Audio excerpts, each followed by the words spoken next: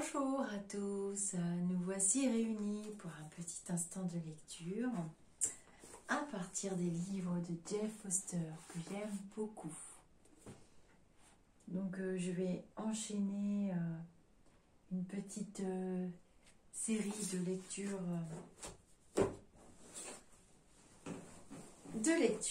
pour me détendre et je partage mes lectures avec vous.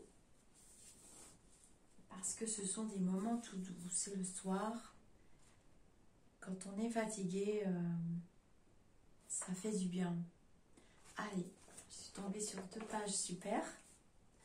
C'est parti. Comment être reconnaissant? Il y a toujours de quoi être reconnaissant. Même quand les choses se passent horriblement mal. Même quand tes rêves meurent. Et que tes plans s'écroulent, même quand des personnes aimées te quittent et que des choses que tu n'aurais jamais pensé perdre sont perdues, tu peux toujours contacter un lieu d'humilité, d'abandon et même de respect. Et non, ce n'est pas toujours facile. Et non, cette perspective n'arrive pas toujours rapidement. Mais quand le pardon est ton chemin, et que l'amour est ta raison d'être vraiment vivant, et que l'éveil brûle dans ton corps, alors la gratitude n'est jamais bien loin.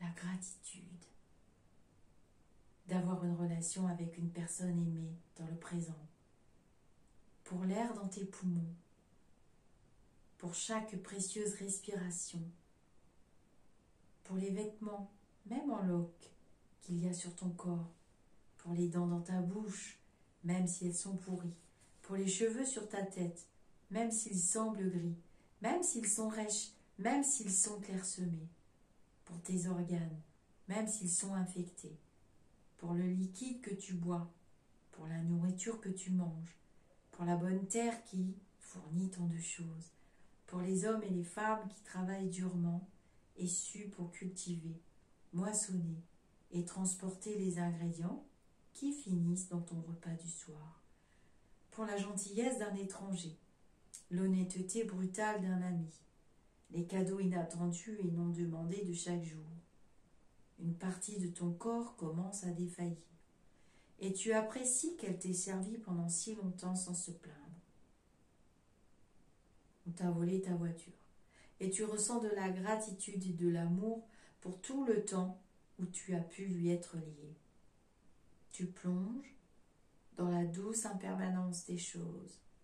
Une personne aimée te quitte ou meurt, et tu apprécies tous ces moments que vous avez passés ensemble, en ne sachant jamais ce que le futur allait apporter. Une rencontre avec un client en colère te montre ta force intérieure et ta capacité de compassion, et te rappelle combien les gens sont intimement blessés et ont besoin de ta gentillesse. Tu paies tes impôts à contre-cœur, sans bonne volonté, puis soudain un jour, tu apprécies la qualité de vie que jusqu'ici tu considérais comme allant de soi. Et d'un coup, tu te mets à chanter. Le ciel éclate. Une pluie torrentielle ruine ta journée et surgit de nulle part. Voici une gratitude torrentielle pour l'eau qui permet à la vie de s'épanouir. Tu es viré de ton travail. Tu te lamentes, tu gémis, tu hurles. Et ensuite, un matin, cela te frappe. Tu es libre. Libre de poursuivre ce que tu avais toujours désiré. Une chose courageuse, une chose risquée, une chose qui te fait sentir vivant, celle que tu avais secrètement désiré faire depuis que tu étais jeune, mais que tu avais toujours eu honte de faire. Tu aimes et lâches prise. Tu te désoles et célèbres le transitoire. Tu trouves ton vrai foyer dans l'insécurité. Tu tombes amoureux, non de la destination, mais du sol sur lequel tu fais quelques pas, chaque pas. Tu tombes amoureux des pas eux-mêmes, ces pas qui mènent à des futurs inconnus. Trouve un lieu de gratitude aujourd'hui. Trouve-toi à apprécier quelque chose sans raison, même si c'est petit, même si c'est idiot. Cependant, sache qu'il n'y a rien de petit ni d'idiot quand cela est vu par les yeux de Dieu. Quand tu es magique, tout est magique.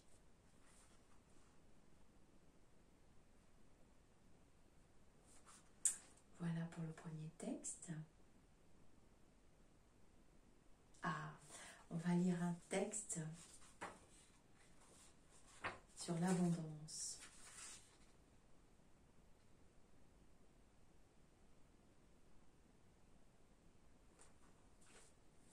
Alors, l'abondance, ce n'est pas l'argent que tu as sur ton compte bancaire, les trophées sur ton étagère, les lettres qui suivent ton nom, la liste des objectifs que tu as atteints, le nombre de personnes que tu connais, ton corps parfait, sain, tes fans qui t'adorent.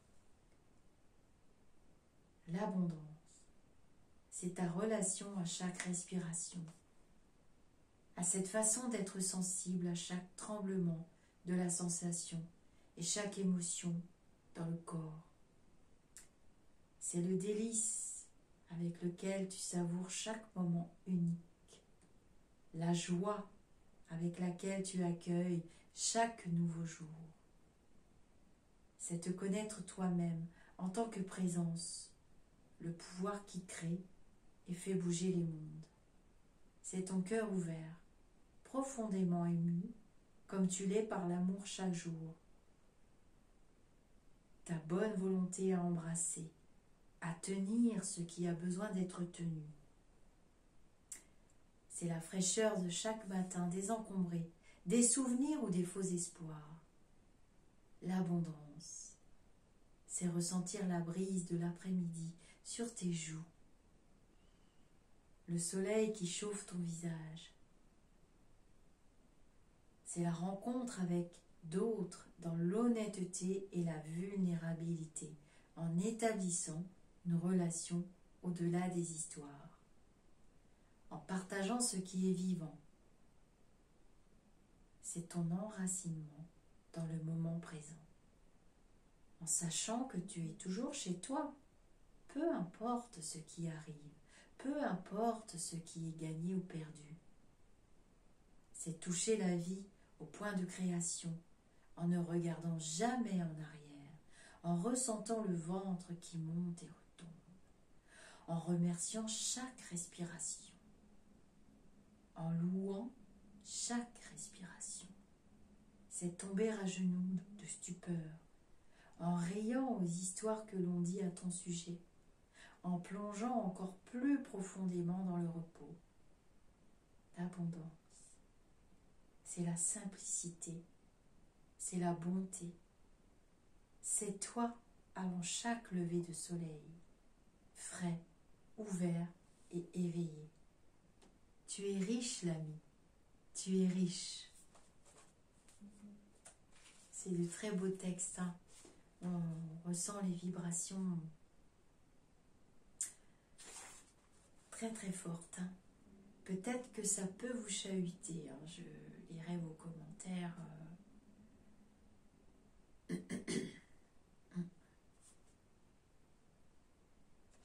On va en lire un autre. J'espère que vous vous détendez. Alors, l'abondance est à toi. Tiens, on va voir ce que ça dit.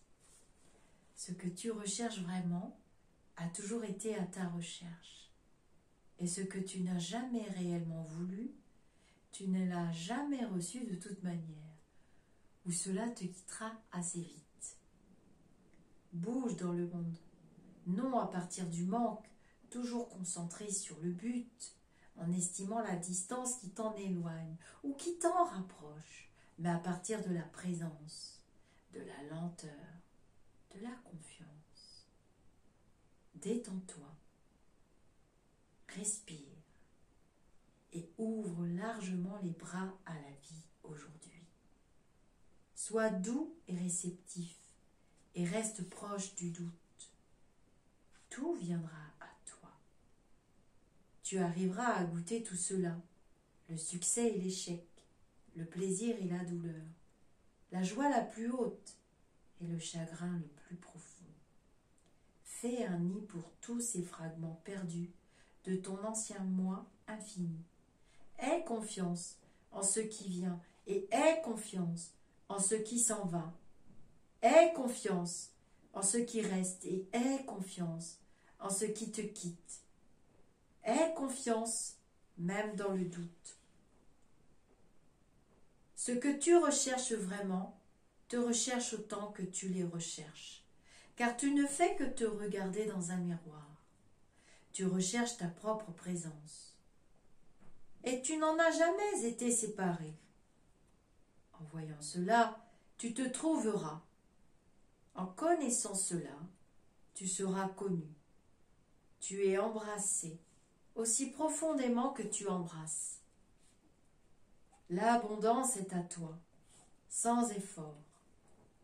Le miracle de chaque respiration, chaque battement de cœur, chaque sensation pulsante, papillonnante, fourmillant dans le corps, une joie, une peine, une explosion de créativité, une connexion inattendue, une perte soudaine, une nouvelle chance de te rencontrer toi-même, un nouveau jour pour goûter tout ce que la vie a à t'offrir, pour donner tout ce que tu dois donner. Un nouveau et frais moment maintenant, offert gratuitement. Un cadeau sans prix, donné, plein, comblé, comme un océan. Tu joues avec le désir, au fur et à mesure qu'il s'élève et retombe, comme une vague bien aimée dans ton immensité. Waouh! Très joli texte aussi. J'adore. Alors, on va prendre l'autre livre. Alors, dans l'autre livre, qui s'appelle « Tomber amoureux de ce qui est », j'avais l'impression que les textes étaient plus courts, incassables. Qu'y a-t-il de mal à s'effondrer? Pourquoi ne pas s'effondrer si simplement que rien ne reste? Et ensuite, continuer à s'effondrer pour le reste de la vie, en se reconnaissant comme l'espace largement ouvert de la conscience qui ne peut pas s'effondrer, mais qui permet profondément à cet effondrement de se produire. Alors, peut-on réellement qualifier cela d'effondrement? Complètement effondré, complètement un.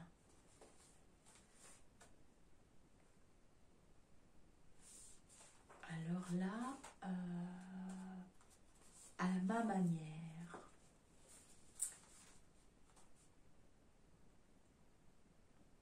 la vie ne va pas toujours à ma manière, mais je ne m'oppose jamais à la manière, dont la vie ne va pas à ma manière. Ainsi la vie va toujours à ma manière. Je suis la manière d'être la vie. Où que la vie aille à sa manière, j'y vais. D'aucune manière, je ne pourrais être séparée des manières de la vie. La vie est la voie.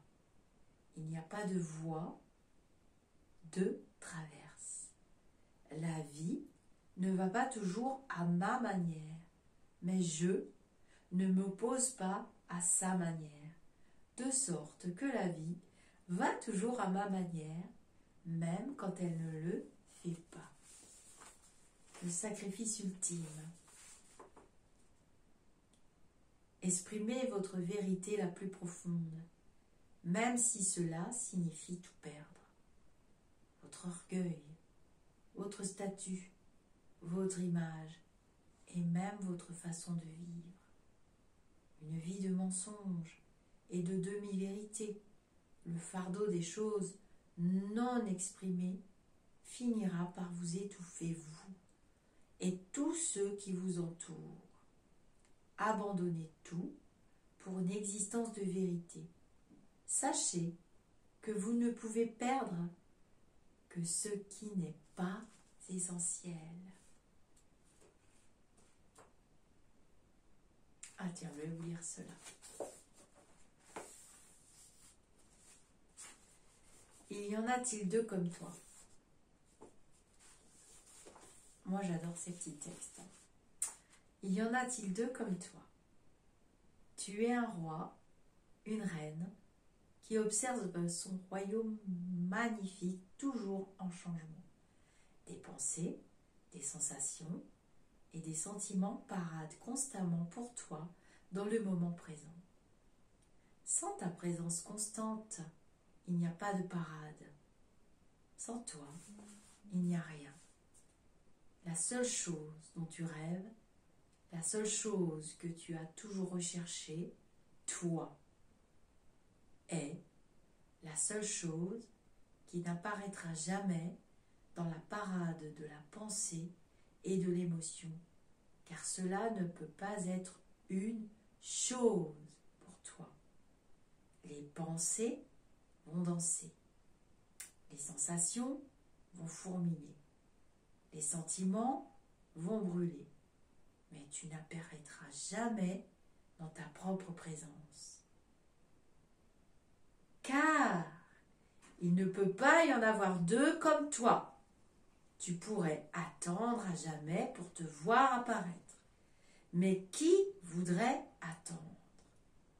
D'un certain point de vue, c'est une tragédie. Tu ne trouveras jamais ce que tu cherches en le cherchant. La recherche spirituelle, de ce fait, peut se terminer en épuisement, en désillusion, en frustration et même en désespoir. D'un autre point de vue, la réalisation que tu ne pourras jamais t'apparaître à toi-même est une vaste invitation à te rappeler qui tu es vraiment avant la parade. Cela qui n'apparaît ni ne disparaît jamais. Cela sans lequel aucune parade n'est possible. Cela qui est au-delà du cycle sans fin de la naissance, de la mort et de la renaissance. Tu es un roi, une reine. Il n'y a pas de lignage, pas de ligne de succession, seulement toi. Ce n'est pas du narcissisme, ni un solipsisme. C'est une paix profonde et une compassion à cœur ouvert pour tous ceux qui ne comprennent pas encore leur vraie valeur. Waouh! Alors,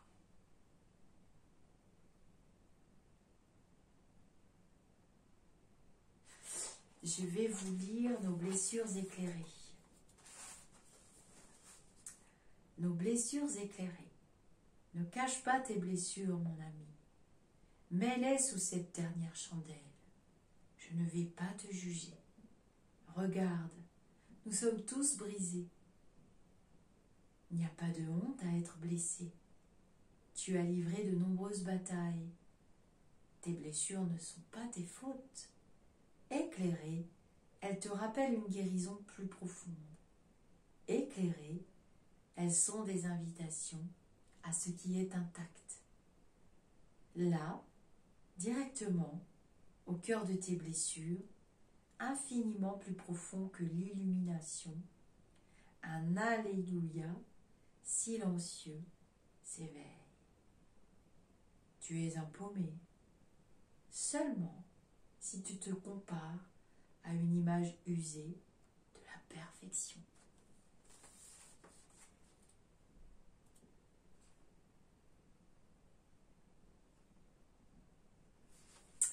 Le maintenant inévitable. Si vous pouvez être dans le maintenant, vous pouvez aussi être hors du maintenant. Mais qui serait dedans ou en dehors d'un maintenant? Et quand? Maintenant même l'expérience d'être hors du maintenant, si elle était possible, se produirait maintenant. On ne peut pas échapper au maintenant ni l'éviter. Et parce que tous les concepts du passé et du futur, de l'avant et de l'après, de hier et de demain, d'alors et de maintenant, arrivent aussi au maintenant, le maintenant ne connaît rien qui soit en dehors de lui-même. Aucune limite, aucun opposé, aucun autre. Il est avant le temps. Il est le lieu où les concepts du maintenant se dissolvent dans un « Waouh !» silencieux et muet.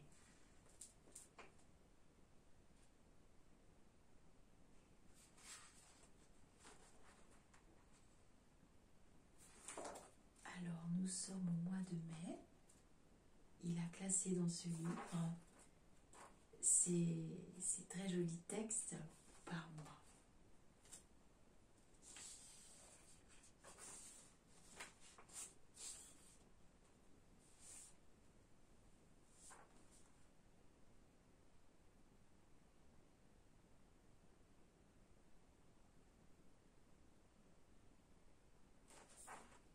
Je regarde un travail sacré et je m'arrêterai là après. Chérissez vos doutes, ils sont les germes du mystère. Embrassez votre tristesse, une grande joie repose en elle. Faites face à vos peurs, en leur cœur repose une paix au-delà des mots. Célébrez votre ennui, il est radicalement vivant. Ouvrez-vous à votre chagrin, laissez-le briser votre cœur et l'ouvrir largement. Soyez amis de votre colère, connaissez-la intimement, comme le pouvoir de vie qui brûle comme des soleils. Reconnaissez votre douleur, c'est votre corps qui demande que vous lui portiez gentiment attention. Tous les sentiments sont profondément intelligents. Sortez de leur chemin, laissez-les faire leur travail sacré et universel. Voilà pour ce petit instant de lecture. J'espère que ça vous plaît. Moi, j'adore. En tout cas, je vous avoue que j'étais complètement désancrée. Quand on n'est pas ancré, on passe d'une émotion à l'autre. Le manque d'ancrage, vous savez, peut nous faire basculer vite dans la gaieté, dans la tristesse. Enfin, c'est du grand n'importe quoi. Et le fait de prendre un livre, de se poser, de s'accorder un moment de détente, permet de réaligner les énergies aussi et de s'ancrer. Et quand on prend un livre, au début, lire à haute voix, ça exige et ça demande de la concentration. Et c'est grâce à cette concentration que le mental reprend sa place, l'ego, les énergies, et que tout le monde se retrouve en harmonie à l'intérieur de moi. C'est pareil pour vous, de vous poser, d'écouter une vidéo. Je sais qu'il y a des personnes qui sont sur cette chaîne au-delà du spirituel pour les instants de lecture. C'est vrai que quand on a du mal à lire, par exemple, je prends l'exemple d'un livre, un gros livre comme ça, pour une personne âgée, ça pèse lourd. En plus, elle a du mal à voir. Bon, après, vous me direz, elle a du mal à entendre aussi, mais avec un casque quand même. Et je sais que vous êtes nombreux à suivre la chaîne pour les instants de lecture et pour votre avancement spirituel, comme moi d'ailleurs, et pour se sentir bien. Et on peut commencer à se sentir bien quand on est ancré. Vous voyez, j'ai tiré des textes au hasard, et dans ces textes, il y avait le maintenant, l'ici et maintenant. Apprendre à être dans l'ici et maintenant, c'est pas si évident que ça. On court toujours après la prochaine idée. On court toujours après les 10 prochaines idées. Et on court aussi après la prochaine année, après les 10 prochaines années. Ou bien on veut revivre comme avant, le bon vieux temps. On ne sait pas être dans l'ici et maintenant. Et c'est pourtant dans l'ici et maintenant qu'on peut trouver des milliers de particules de bonheur. Des petits bonheurs, des petits instants. On n'a pas besoin de grands bonheurs tous les jours, ça n'existe pas. Comme disait Mère Teresa, le bonheur, c'est tout petit, si petit qu'il ne se voit pas. C'est un petit rien quelquefois, un petit rien. Et j'espère que c'est quand même un instant de lecture. Parce que c'est des instants qui font du bien et qui nous ramènent dans l'ici et maintenant. On n'a pas le choix, sinon on est obligé de réécouter la vidéo. Parce que, ah bah tiens, on se rappelle déjà plus de ce qui a été dit 2 secondes avant. Voilà, c'est comme ça qu'on sait qu'on n'est pas ancré. Hein. Quand on perd ces trucs, ah bah tiens, qu'est-ce qu'il a dit? On relit 10 fois la page du livre. Voilà. On n'est pas ancré. Souvent, vous me demandez comment je peux faire, Lisa, pour m'ancrer. Eh ben, prends un livre, mais pas 10 livres. Tu prends un livre où tu lis tes textes. Si vous n'avez pas le courage de lire des livres, des gros pavés, des livres, pour certains, la lecture, c'est rébarbatif, ils n'aiment pas lire. Vous pouvez lire des livres à poésie, des livres à texte. Les livres de Jeff Foster sont intemporels. Et voilà, vous lisez 1, 2, 3 textes. Et on se sent bien après. Voilà, je vous laisse, mes amis, d'ici ou d'ailleurs. Je vais aller m'occuper de ma vie de femme. Je vous dis namasté. Alors, je vous montre les 2 livres. Vous les verrez à l'envers, c'est dommage. Voilà. Il en a fait pas mal. Alors, Jeff Foster, c'est un diplômé en astrophysique de l'université de Cambridge. Jeff Foster est aujourd'hui un des enseignants spirituels les plus écoutés dans le monde. Il donne des conférences en Angleterre, en Europe, en Amérique, enfin partout, sur ce que l'on nomme la non-dualité. Mais il préfère appeler l'évidence absolue. Il est l'auteur de pas mal de bouquins. Et oui, Jeff Foster trouve que dans ce Glooby-Boulga New Age, en fait, nous ne nous rendons pas service et nous nous martyrisons plus que nous nous faisons du bien en essayant d'aller chercher ces petits bonheurs chez des thérapeutes, des personnes souvent mal intentionnées, en remettant à l'autre la possibilité de ces petites pauses, de ces petits bonheurs. Nous courons beaucoup trop, vous voyez. Il le dit d'ailleurs par mon... Alors, c'est pas lui qui dit ça.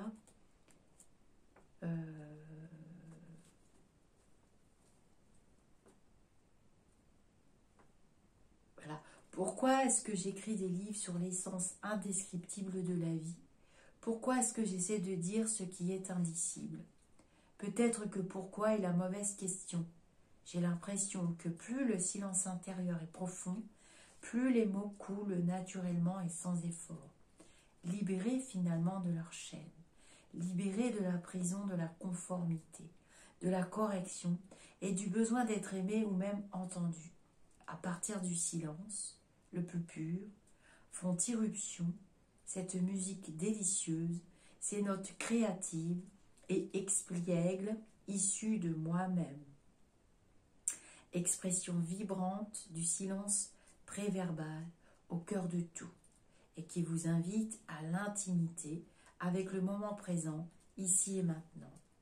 Mes paroles sont vos paroles et celles de la vie elle-même, s'offrant constamment en souvenir de ce qui n'est jamais parti et qui brille sans fin. Je n'écris ni ne parle par moi-même ou pour moi-même, et je ne suis pas non plus écrit ou exprimé. Je ne peux que rester radicalement ouvert à l'irruption inattendue des mots. Je suis une maison, prête pour les enfants, qui m'appellent foyer, et pour qu'ils puissent y revenir en courant de l'école, leurs joues roses bourrées de chocolat et d'attente, et prêtes aussi à les laisser partir quand ils la quittent finalement pour aller vers des destinations et des aventures inconnues. C'est comme demander au merle pourquoi il chante en été. Ami, si tu fais l'expérience des tensions, de peine, de douleurs physiques et émotionnelles dans ta vie maintenant, cela ne signifie pas que ta vie va mal, que tu es détraqué ou en état de péché, que tu as échoué en tant qu'être spirituel ou humain, ni que tu es loin de l'éveil. Tu peux simplement être en train de guérir à ta manière propre, originale et inattendue. Parfois, nous avons besoin de nous sentir très mal pendant un moment. Parfois, les vieilles structures des choses que nous avions une fois définies et identifiées comme étant ce que nous étions doivent s'écrouler. Parfois, nous avons besoin d'être forcés à nous agenouiller avant de pouvoir nous relever à nouveau. Parfois, les illusions ont besoin de mourir. Parfois, nos plans et nos espoirs sacrés, nos idées et nos rêves concernant la manière dont les choses allaient se passer ont besoin de brûler jusqu'à devenir cendre, sang dans le bûcher impitoyable et cependant au final rempli de compassion du moment présent.